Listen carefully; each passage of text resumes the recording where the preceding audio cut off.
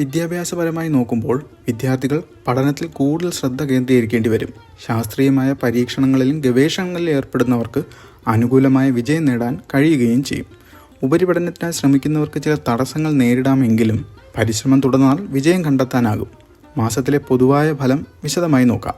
മാസത്തിൻ്റെ തുടക്കത്തിൽ മെയ് 1 മുതൽ 10 വരെ ഇവിടെ സൂര്യൻ 8ാം ഭാവത്തിൽ സഞ്ചരിക്കുന്നതിനാൽ ആരോഗ്യകാര്യങ്ങൾ ശ്രദ്ധിക്കേണ്ടതാണ്. അപ്രതീക്ഷിത തടസ്സങ്ങളും കാലതാമസങ്ങളും ചില കാര്യങ്ങളിൽ അനുഭവപ്പെടാനും ഇടയുണ്ട്. സാമ്പത്തിക കാര്യങ്ങളിൽ ജാഗ്രത പാലിക്കണം. അനാവശ്യ ചെലവുകൾ ഒഴിവാക്കുകയും വേണം. തൊഴിൽപരമായി നിലവിലുള്ള ജോലികളിൽ ശ്രദ്ധ കേന്ദ്രീകരിക്കുക. വലിയ മാറ്റങ്ങൾക്ക് ശ്രമിക്കാതിരിക്കേണ്ടതാണ് ഉചിതം. മാസത്തിൻ്റെ മധ്യത്തിൽ മെയ് 11 മുതൽ 20 സൂര്യൻ 9ാം ഭാവത്തിലേക്ക് മാറുന്നത് ഭാഗ്യ അനുഭവങ്ങൾക്ക് കുറച്ചുകൂടി സാധ്യത നൽകും. വ്യാഴം 10ാം ഭാവത്തിലേക്ക് മാറുന്നത് തൊഴിൽപരമായ കാര്യങ്ങളിൽ പുതിയ അവസരങ്ങൾ കൊണ്ടുവരും. എന്നാൽ കണ്ടകശനി തുടരുന്നതിനാൽ തടസ്സങ്ങളെയും പ്രതീക്ഷിക്കേണ്ടതാണ്.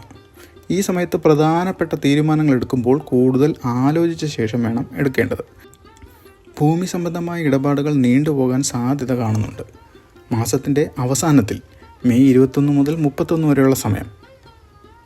ഈ സമയത്ത് വ്യാഴത്തിൻ്റെ 10ലെ സ്ഥിതി കൂടുതൽ പ്രകടമാകും. തൊഴിൽപരമായ കാര്യങ്ങളിൽ കൂടുതൽ ഉത്തരവാദിത്തങ്ങൾ ഏറ്റെടുക്കേണ്ടി വരും. സാമ്പത്തികമായി ചില നേട്ടങ്ങൾ ഉണ്ടാകാൻ ഇടയുണ്ടെങ്കിലും ചെലവുകൾ നിയന്ത്രണ വിധേയമായിരിക്കുകയും വേണം.